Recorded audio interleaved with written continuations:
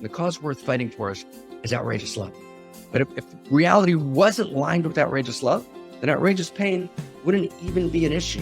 It would just be the way it was. The reason we're outraged, the reason we can call the pain outrageous, is because actually outrageous love is the quality of reality itself.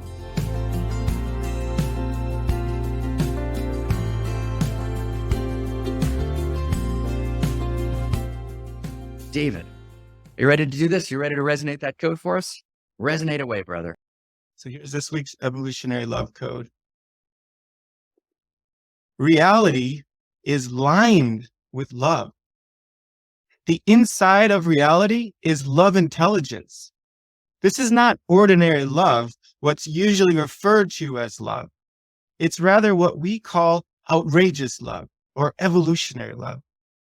Ordinary love is the exile of love to a merely human experience. That experience is often a strategy of the ego for security or status. Ordinary love is generally a passing emotional state, and most often the emotion of infatuation. Outrageous love is what Dante called the love that moves the sun and other stars. When human love participates in the larger quality of outrageous love, it no longer is merely a passing emotion. Rather, it becomes the center of gravity of your life. You, I, we are lived as love, a radically alive, joy-filled, and purpose-driven life.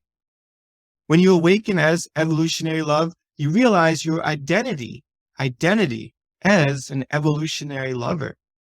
When you awaken as outrageous love, you realize your identity of an outrageous lover. You deepen your identity from I am evolution, I am evolutionary love. I am an evolutionary lover. I am an outrageous lover.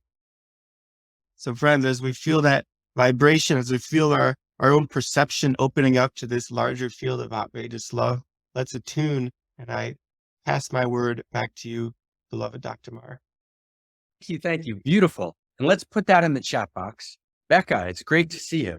I hope you're going to come be with us at the end of June, Becca, right? So let's take a look at this, right? Fantastic. Let's take a look. Here we go. Are we ready? Okay, so let's do this. Let's do this. Are we ready to do this? Can we have a drum roll? Can we? And are we allowed to be excited? Are we allowed to be excited? We're allowed to be excited because it's crazy exciting. Okay. So what I want to do is it's 1:45. I want to try and do it in about 15 minutes and just literally do the overview to be able to see the whole thing. And when I say the whole thing, I don't mean all of the first principles and first values, the entire story of value, but a story of value always needs a credo. It needs a set of sentences that kind of capture the whole thing, that you can kind of say it in short form. And that's what these evolutionary love codes are that Barbara and I wrote, over the years. And we'll be putting out sooner than later, just a simple book of just the evolutionary love codes themselves, just simple, one on a page. I think there's 75 or 100 of them at this stage. So what I want to do is I want to just state kind of the 10 principles, as it were. And, I can't promise 10 is going to be the number. So let's in the chat box together, we'll number them. And I'm going to do it very briefly, but I just want to kind of get a sense of it so you can feel it. And we'll have like a 15-minute simple, but when I say simple, I mean second simplicity overview or vision of this story of value in a way that we can share it with anyone. And I want to just say before we start, because once we start, we're going to go like 14 minutes. But before we start, every single sentence I'm about to say is insanely footnoted. Right now, I'm working with Zohar on lots of the footnotes, Kirsten Zohar, who's our editorial director of the Great Library. So every sentence, there's no declarative sentences here that are just claims, right? Every sentence is unimaginably footnoted, and we're going to spend the next 5 years, right, actually creating the deep signal. So when it's time for the noise, it's not going to be noise, it's going to be pure signal, right? Which is going to actually, I believe, right, literally blow open the heart of reality. That's what we're doing together. That's what we're here to do. We're being that Da Vinci moment in history, and we're taking that responsibility. So here we go. Ready? We have a drum roll, and then we'll come back when we finish. We'll come back and do the code. So drum roll. Do we have a drum roll? Are we ready to go? Okay. One, the nature of reality. We live in a world of outrageous pain. The only response to outrageous pain is outrageous love.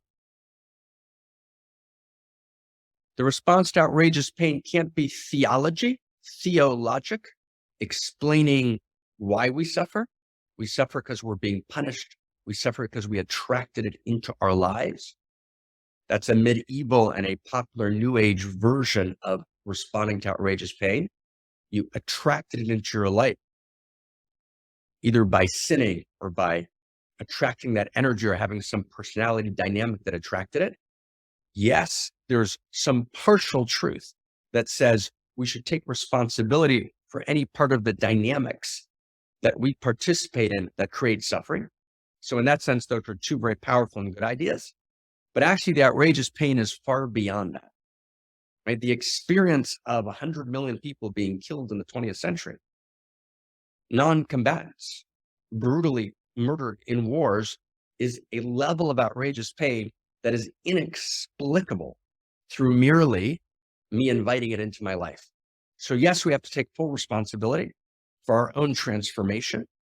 And we also have to actually acknowledge there's a mystery of outrageous pain, which needs to be responded to. And there's only one way to respond to outrageous pain, and that's outrageous love. And outrageous love doesn't answer the question of why there's outrageous pain. It responds to the reality of outrageous pain.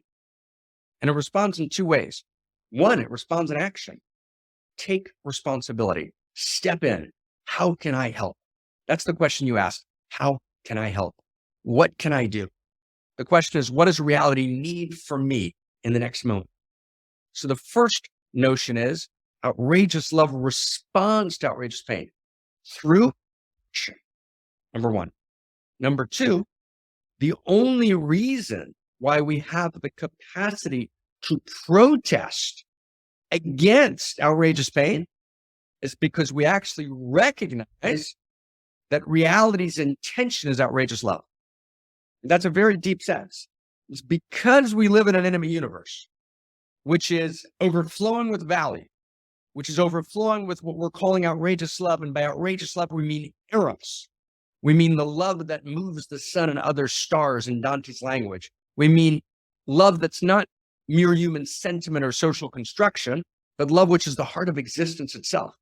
Because reality is Eros, because reality is value, because reality is standing for intimacy, which means mutuality of pathos and feeling and recognition and value and purpose.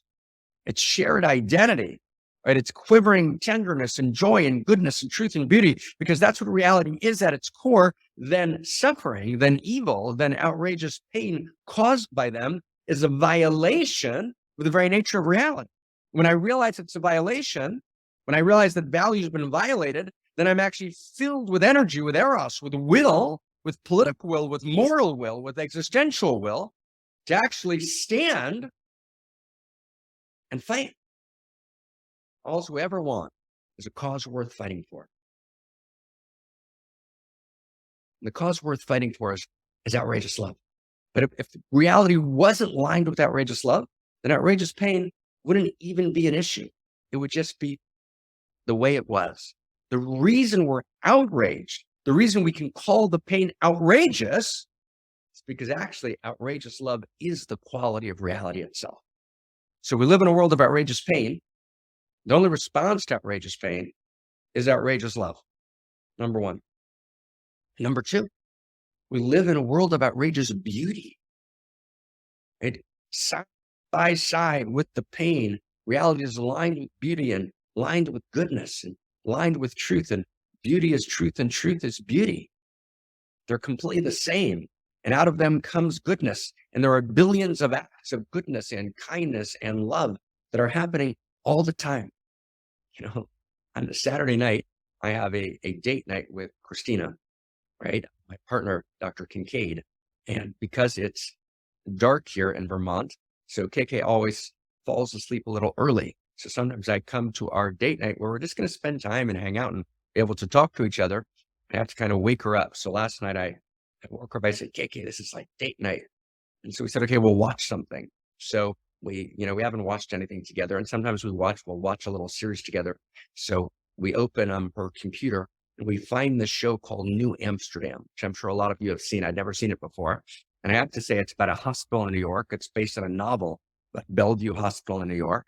And I have to say, we watched 4 episodes, which were about 30, 40 minutes each. And I cried through the whole thing. I just couldn't stop crying through the whole thing. I'm like, oh my God.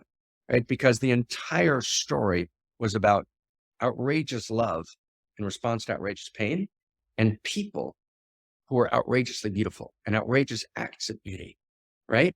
So, oh my God, if you want just a quick spiritual practice and you want to experience outrageous love, so take a look at Netflix and take a look at New Amsterdam, and you'll see outrageous love in action in response to outrageous pain and outrageous beauty.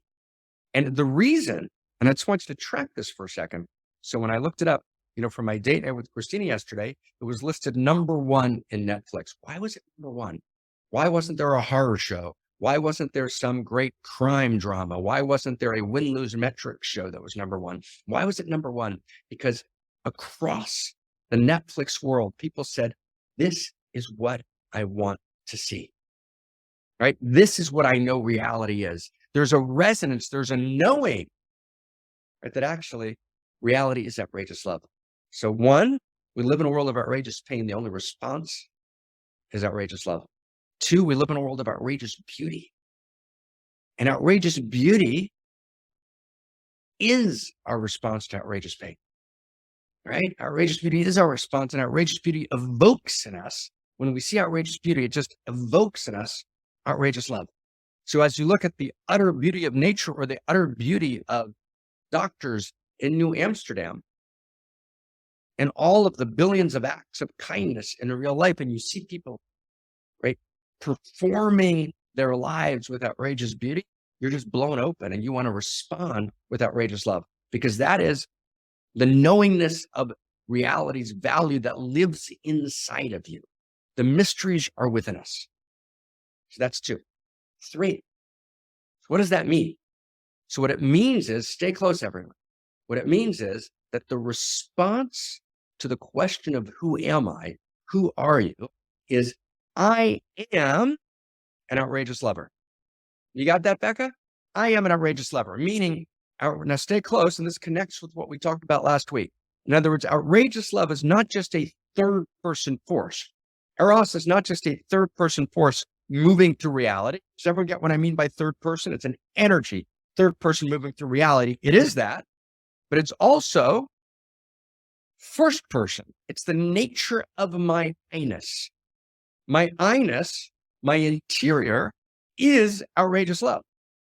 What moves me, what animates all the atoms that create bonds within me, bonds of Eros, what moves all the protein strands in me that are configurations of Eros, what moves all of the cellular structures in me, which are constant movements of Eros and unique configurations of stunning intimacy. That's what I am. From muons all the way up through my organismic systems that are all working together in non-local love, knowing where each other are, radical unions and ecstatic movements, right, of unimaginable grace holding me in every second. I am quite literally physically outrageous love in my exterior sciences, and in my interior sciences. That's why New Amsterdam was #1. It's why all love songs, right, dominate the music in the world. Music is every place and every generation, and virtually all music is a love song. Why? Because the music of reality is, its intrinsic nature is outrageous love. So who am I? Outrageous love moves in me in third person. That's number 3. Who am I? I'm an outrageous lover. My actual identity, not my religious identity, not my spiritual identity, not my human potential movement identity, not my new age identity, the actual accurate scientific reading, interior and exterior sciences of who I am, I'm an outrageous lover. That's 3. 4, what's the difference between outrageous love and ordinary love? By ordinary love, we mean love which is understood to be a social construct. You ask GPT-3, right? The new chat box. And we're going to do next week an entire One Mountain on what this new AI moment is. We're going to actually ask it some questions in the public space and see what happens. But if you ask GPT-3, this new chat box program, is love real? It's not going to say yes. Love is a social construct. No, love is the intrinsic nature of reality itself, awake and alive in me. I am an outrageous lover. So that's 3. So number 4, what does an outrageous lover do? Once they get that love is real, right? That's 3. So number 4, excuse me, before we get to what does an outrageous lover do, that's going to be number 5. Number 4, let's distinguish between ordinary and outrageous love. So ordinary love is the love that's talked about in GPT-3, right? In that, AI new chat box program, love, which is understood differently by everyone and in every generation, doesn't really have any common meaning. It's what you decide that it is at any particular time. It's a social construct. It's a fiction. It's a lovely emotion, but it's ultimately not intrinsic to reality, right? It doesn't bind you, right? It's a particular social construct at a particular moment in time that's always changing in the sense that you make up what it is in every generation. No, that's not true. Love evolves. That's true. But love actually is not merely ordinary love, which is this social construct strategy of the ego to get particular kinds of comfort in a particular generation. It may express that way in particular generations, but underneath all of that, there's the outrageous love, which is the heart of existence itself. Right? Outrageous love means it's not ordinary love. It's the eros that is the very plot line of reality itself, from muons all the way up the evolutionary chain. All the way up the evolutionary chain, the entire thing is driven by self-organizing systems that are animated by Eros, and all of those live between us in second person, and they live in me in first person. So that's 4. 4 is the distinction between ordinary love and outrageous love. 5. So now, what does an outrageous lover do? What does an outrageous lover do? So first, the outrageous lover keeps every boundary that should be kept and breaks every boundary that should be broken. So outrageous love is not licensed to break inappropriate boundaries. The outrageous lover keeps every boundary that should be kept, but breaks every boundary of smallness and of contraction and of inappropriate constricting convention and of banality and of mediocrity, and calls us to our most gorgeous, to our most beauty, to our deepest wonder, our most radical amazement. So an outrageous lover keeps every boundary that should be kept and breaks every boundary that should be broken. Okay, but what does an outrageous lover do after that? What does it mean to break every boundary that should be broken? What does an outrageous lover do? So an outrageous lover, and this is number 5, an outrageous lover is outrageous.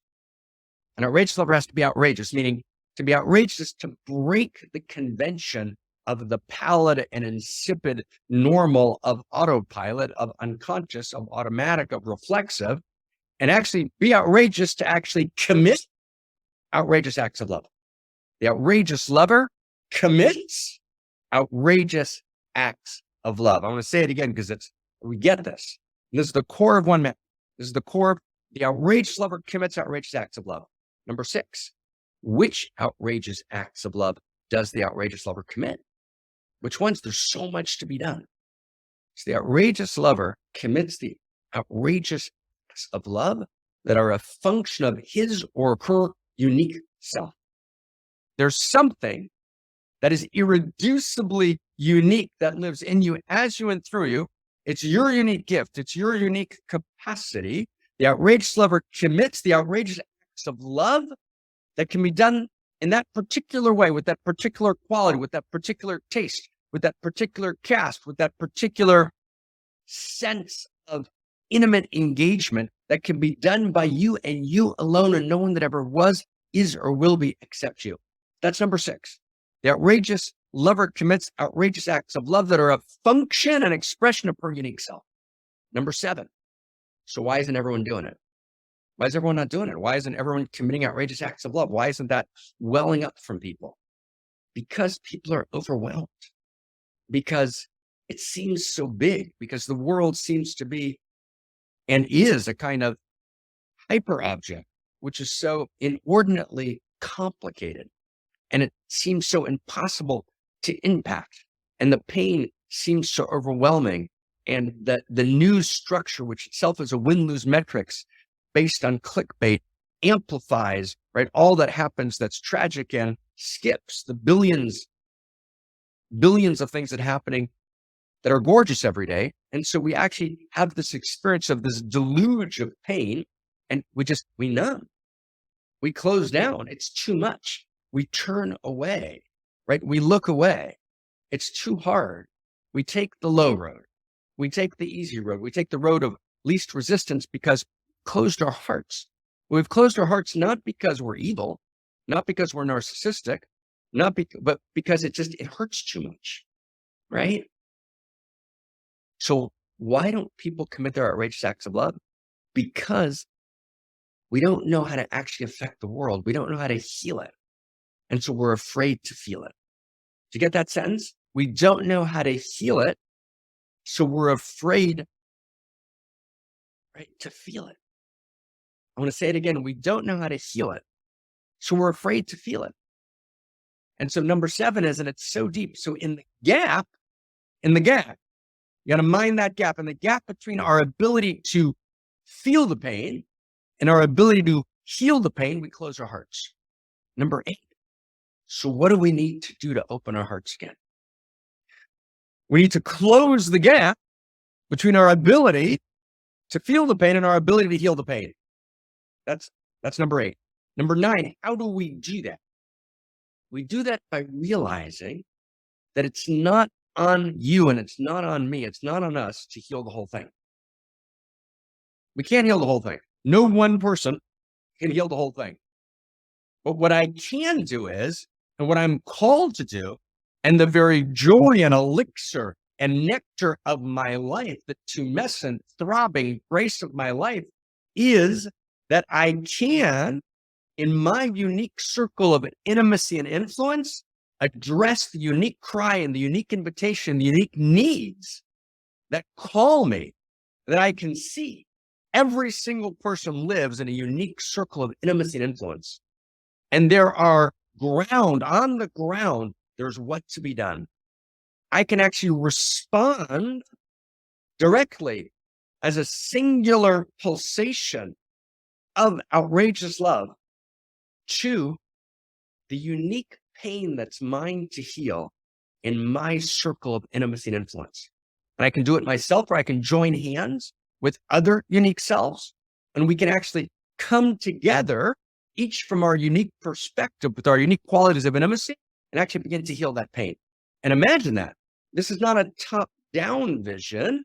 This is a bottom-up vision of a self-organizing cosmos in which the principle, and this is number 10. The principle of self-organization of cosmos, right, is a bottom-up self-organizing, self-actualizing cosmos, which actually generates a planetary awakening in love through unique self-symphonies. In other words, local unique self-symphonies, local ground, grassroots, self-organizing, unique self-symphonies in which people are drawn to each other to actually create new social technologies, new interior technologies. They come together to co-create, right, a world that works for everyone. And we do it on the local level through thousands and thousands and tens of thousands and hundreds of thousands of unique self-symphonies taking responsibility to be lived as love and to play together our unique instruments in that unique self-symphony. Well, that's unimaginable. And actually, in every sector of society, what my dear evolutionary partner, Barbara Marx Hubbard, called in every sector in the wheel of co-creation. And Barbara and I together created a Wheel of Co-Creation 2.0, and we're going to be putting out relatively shortly a wonderful little book on the Wheel of Co-Creation, which is wildly exciting. But the Wheel of Co-Creation says that actually each of us, and the Wheel of Co-Creation, particularly 2.0, says that each of us as unique selves, right, have something to contribute, right, to the evolution of love and reality. And we can actually gather and stand on the abyss of darkness in our own unique circle of intimacy and influence. And there we can heal the pain. There's someone we can call. There's someone that can be adopted by us. There's a way we can step in. There's an endowment we can create. There's a gift that we can give. There's a piece of our time and our resource that we can give that actually activates the outrageous love in us and actually heals some dimension of the pain in our unique circle of intimacy and influence. So in that sense, what have we done? We've actually closed the gap between our ability to feel the pain and our ability to heal the pain, because it's not our job to heal all of the pain. It's our job to actually realize that there's no coincidence in reality. And I was born where I needed to be born, and I was gifted with the gifts I was needed, right, to be gifted with.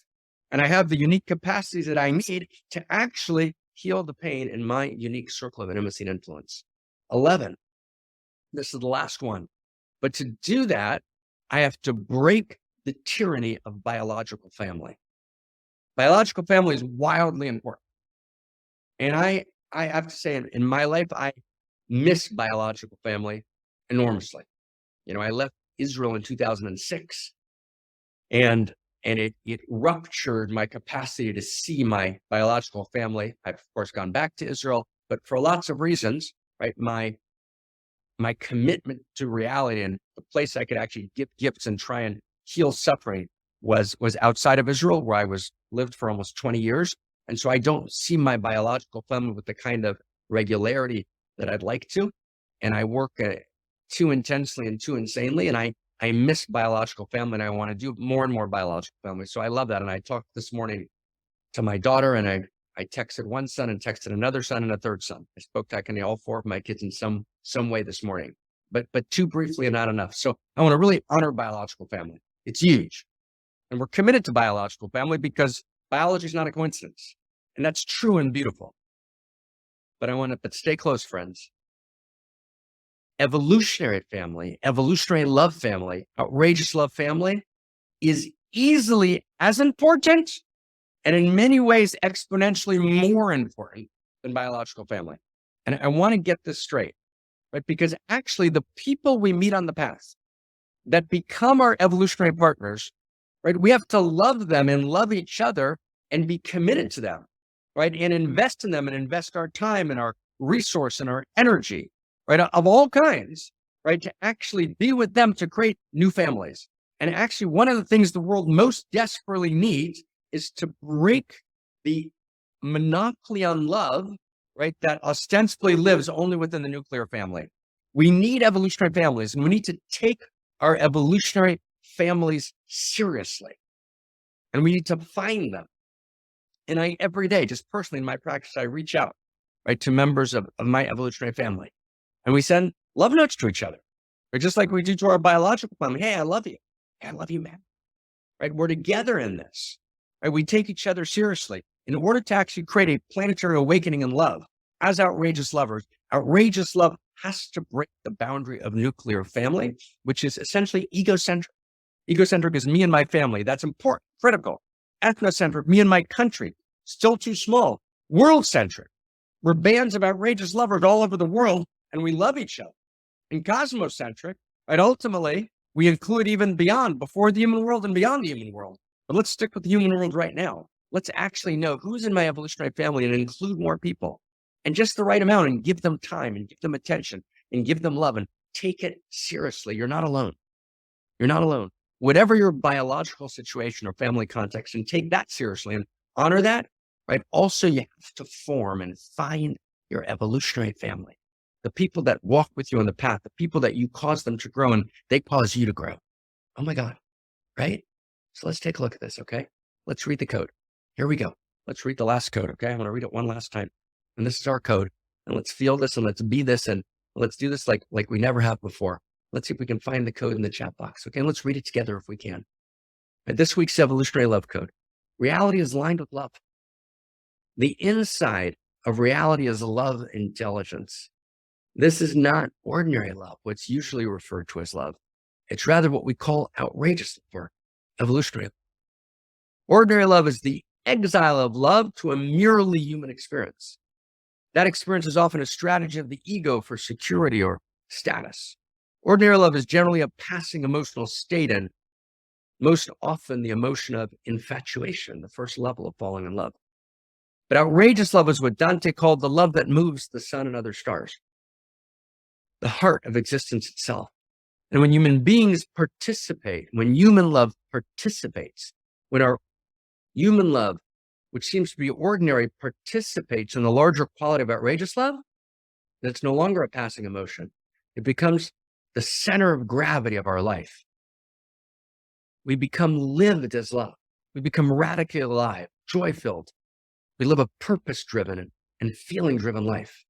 When you and I, when we awaken as outrageous love, as evolutionary love, we realize our identity as outrageous lovers, as evolutionary lovers. It's actually who we are. When you awaken as outrageous love, you realize your identity as an outrageous lover. You deepen your identity from I am evolution to I'm evolutionary. I'm a unique configuration of evolutionary love. I am reality's outrageous love awake and alive in me. Oh my God. Like, thank you madly much. Let's outrageously love each other. Let's be lived as love. That's the heartthrob of the revolution. And these 11 steps, right? Massive footnotes, but these 11 steps, they're clear. They're the center. They're the heart of the whole thing.